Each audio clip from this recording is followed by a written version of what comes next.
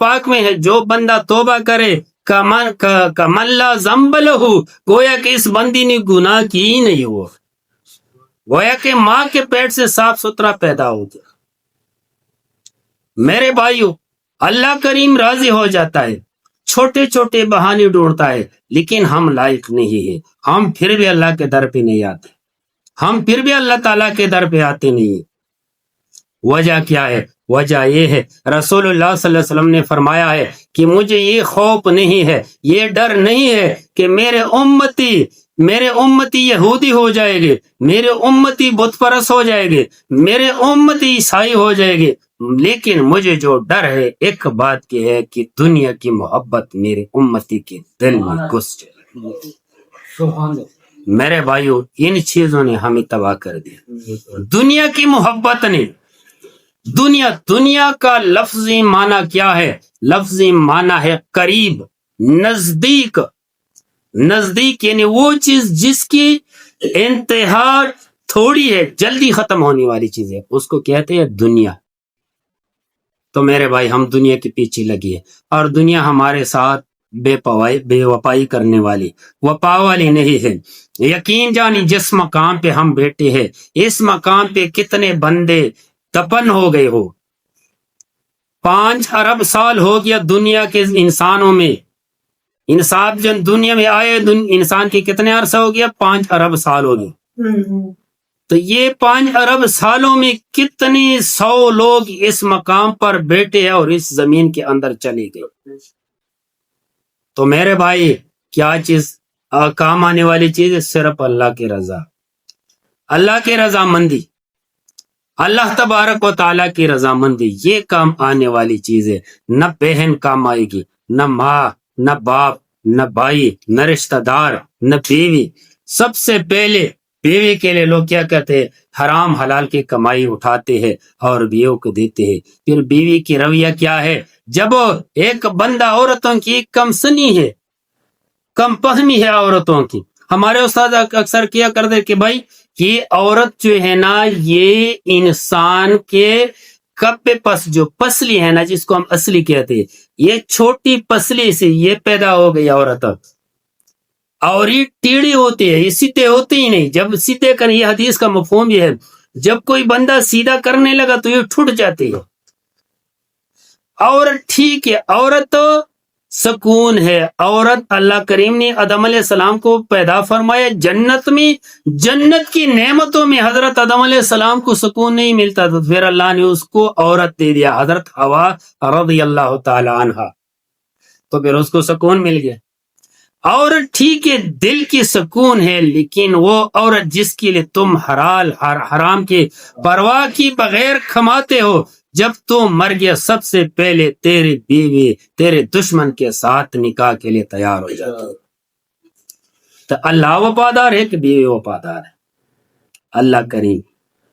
اللہ کریم انسان کو معاف کرنے کے لیے چھوٹے چھوٹے بہانے ڈھونڈتے ہیں، لیکن بشرطی کہ انسان ہو۔ انسان، پہلے میں نے مثال دے دیا کہ بھائی ایک ڈگے کے، ایک بھینس کے، کہ بھائی جب وہ دودھ دینا چھوڑ دے تو مالک کیا کہتے ہیں؟ ہزاروں لاکھوں روپے لگاتے، 10 لاکھ روپے میں خرے، لیکن دودھ نہیں دے تو پھر اس کو کسائی کے پٹے پہ چڑھائے، اس کو ٹھوکا کر دو، ختم کر دو۔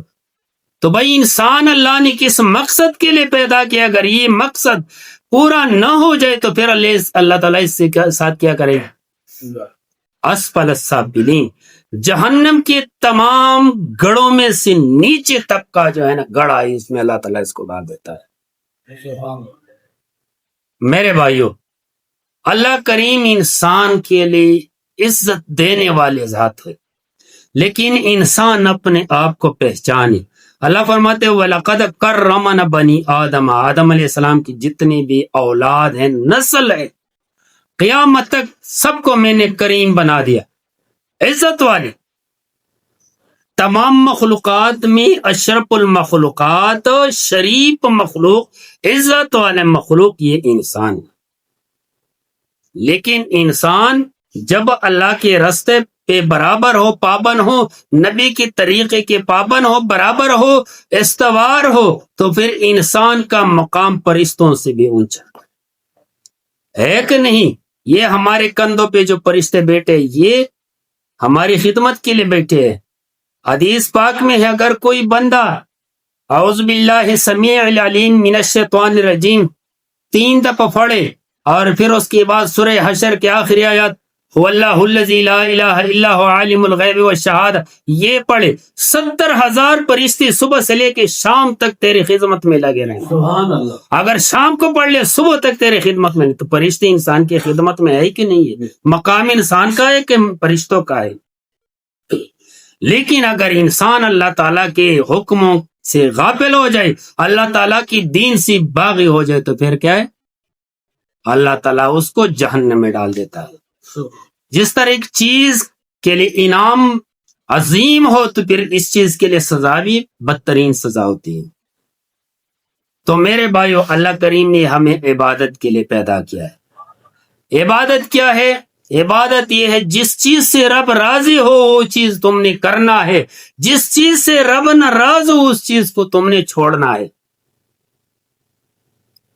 میرے بھائی اس چیز کا ہمیں پتہ بھی نہیں، کیونکہ دین ہمیں بہت ایزی ملا ہے، بہت آسان ملا، محنت ہم نے نہیں کی، بغیر محنت کی۔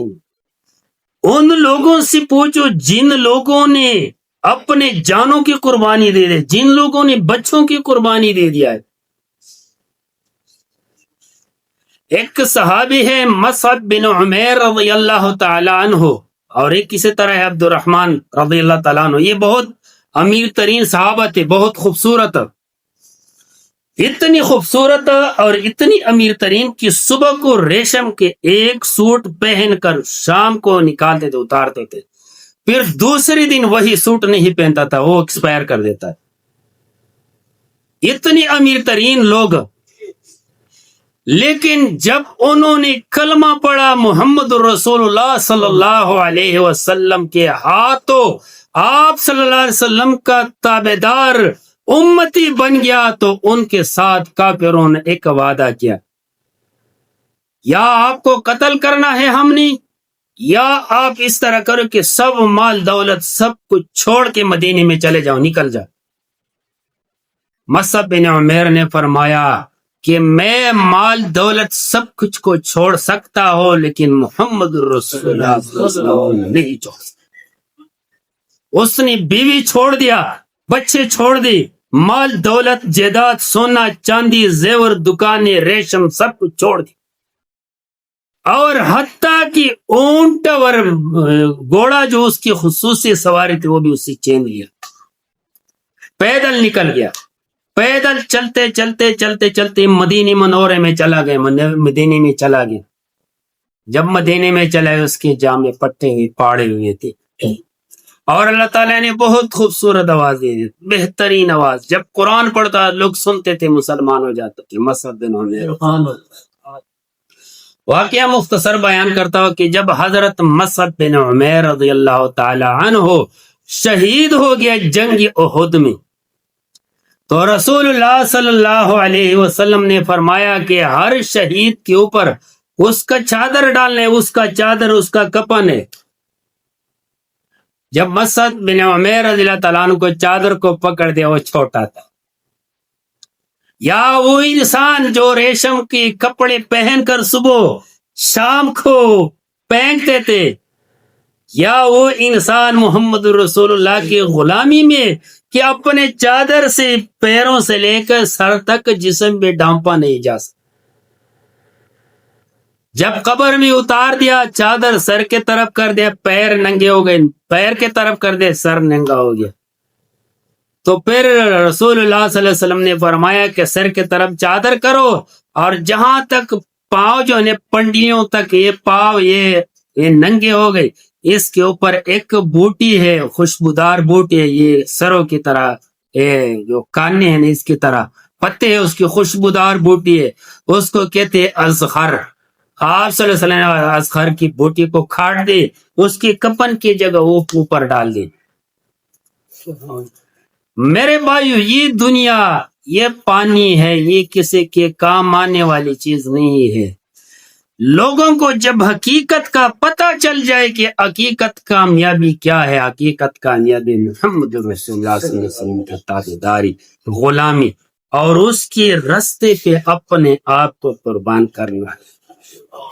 تو اس لیے اللہ کریم نے فرمایا کہ انسان یہ بات ذہن سے نکال دو، لقد افحسبتم انما خلقناکم عبثا، میں نے انسان کو عبث پیدا نہیں کیا ہے۔ جتنی بھی کائنات ہے اللہ کریم نے صرف ایک کن لفظ سے پیدا کیا ہے، کن ہو جاؤ، فیکن ہو گیا۔ اللہ کریم نے فرمایا کہ میں نے انسان کو اپنے ہاتھوں سے پیدا کیا۔ فرشتے کیا ہے؟ نور